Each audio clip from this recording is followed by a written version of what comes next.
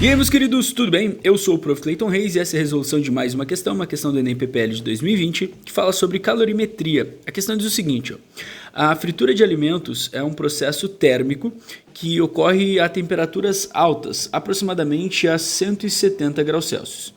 Nessa condição, alimentos ricos em carboidratos e proteínas sofrem uma rápida desidratação em sua superfície, tornando-a crocante. Uma pessoa quer fritar todas as unidades de frango empanado congelado de uma caixa.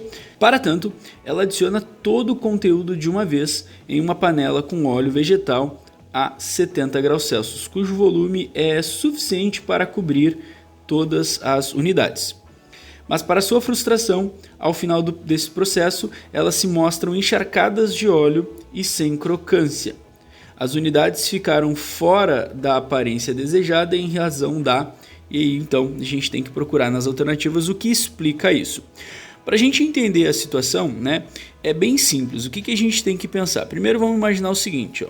Eu tenho ali o óleo, né, tenho ali a minha panela cheia de óleo. Deixa eu organizar aqui, arrumar direitinho a panela. Tá ali minha panela, tá no fogo. Aí eu pego nessa minha panela e coloco uma quantidade considerável de óleo. Então vou fazer o óleo aqui de amarelo, tá? Então isso aqui tá cheio de óleo e boto no fogo para esquentar. O fogo vai começar a liberar calor, fornecer calor para esse óleo. E esse óleo, então, como a própria questão nos diz, né? Esse óleo vai atingir uma temperatura de 170 graus Celsius. Essa é a temperaturazinha, então, que o óleo vai estar no momento que eu coloco as batatas.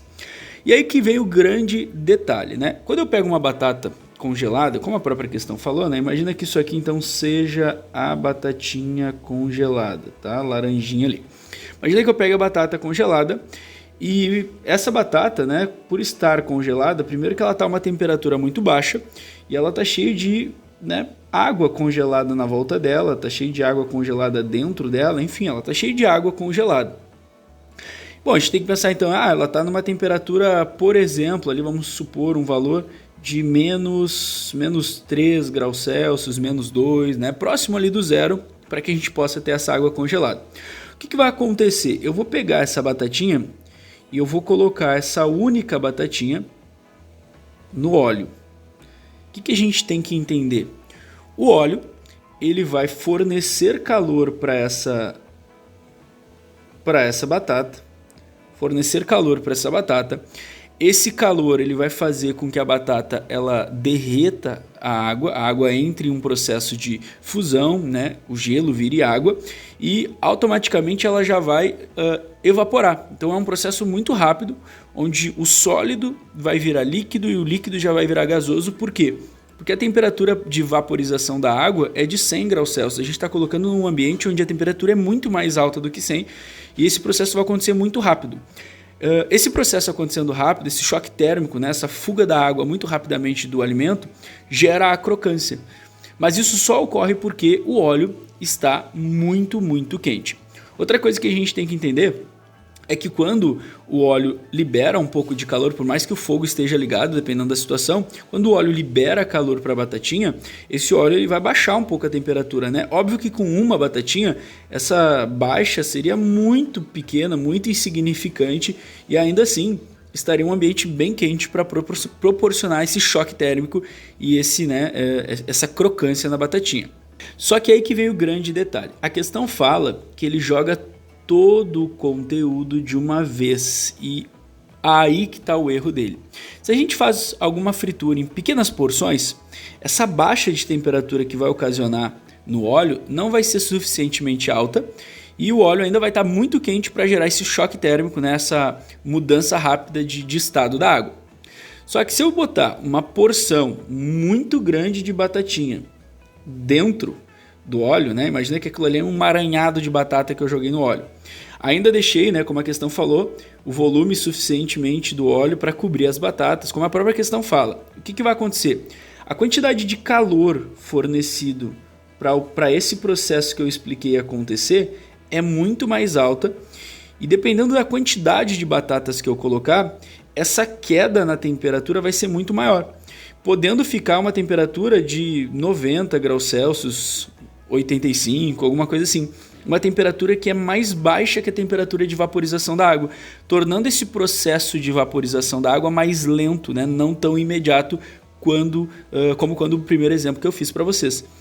Então a grande sacada é isso, ele joga uma quantidade muito grande de um alimento que está muito frio e congelado, o processo de vaporização acaba se tornando mais lento, porque a temperatura do óleo acaba baixando muito, né? Acaba baixando consideravelmente, porque ele tem que ceder calor para essa batatinha.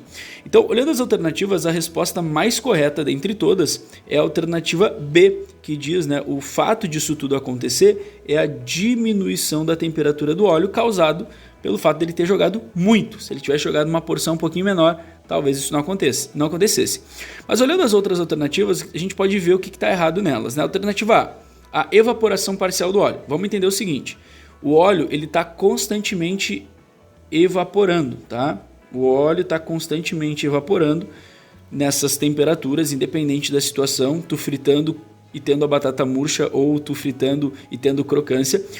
Tanto é que quando a gente tem um fogão, né, e utiliza muito para fazer fritura, a parte de cima, se tu tem algum armário, ele fica com alguma crosta de óleo, ou se tu tem uma coifa, né, aquele aparelhinho que tem em cima do fogão para sugar o óleo, justamente ele fica sujo por causa da concentração de óleo que tem ali. Então isso sempre acontece. E outra coisa que a gente pode pensar é que o fato de eu jogar uma quantidade grande de batata ali e o óleo baixar a temperatura, como eu falei aqui, o que vai acontecer? Vai acontecer que essa evaporação do óleo vai diminuir. Então, na verdade, essa evaporação parcial, ela até diminui, né? Ela nem ocorre tanto. Mas, como eu disse, não é um fator para que as batatas fiquem sem crocância, porque isso sempre acontece. C, a desidratação excessiva das unidades. Na verdade, a crocância é a desidratação, né? Quando a gente quer que tenha crocância, a gente quer que desidrate ali a parte externa do alimento. Óbvio que dentro a gente quer ali uma certa suculência, mas por fora a gente quer uma desidratação. Então, se fosse excessiva, tu teria ele demais crocante, né? E na verdade tu não teve crocância, então não teve desidratação, muito menos excessiva. Alternativa D, barreira térmica causada pelo empanamento. Na verdade não, porque a gente utiliza, justamente sempre quando a gente vai empanar, a gente utiliza algumas farinhas e esse empanamento dá uma ideia, dá uma sensação de maior crocância, então não tem muito sentido essa alternativa. E justamente barreira térmica causada pelo empanamento, isso sempre causaria um alimento cru por dentro, né? Toda vez que a gente fosse usar, independente se estivesse muito quente ou muito frio. Então, se fosse uma barreira térmica, isso afetaria no cozimento interno do alimento e não na parte externa, né? Então, a crocância está na parte externa e não na parte de dentro. Então, nada a ver, não causa barreira térmica, até porque se causasse não seria eficiente, não seria útil para a gente fazer isso. E ausência de proteínas e carboidratos. Bom, aí se tu tem um conhecimento básico de biologia, tu já sabe que como ele está fazendo o cozimento de frango empanado, o frango ele tem bastante proteína, só por aí a gente arriscava, né? E o fato de ele estar empanado, tem a farinha, então tem um pouco de carboidratos ali também. Então a alternativa E está bem errada. Resposta certa para essa questão seria realmente a alternativa B. Espero que vocês tenham entendido, espero que vocês tenham gostado. Muito obrigado por assistirem até aqui. Fiquem ligados aí nas próximas resoluções. Era isso, bons estudos para vocês e tchau, tchau!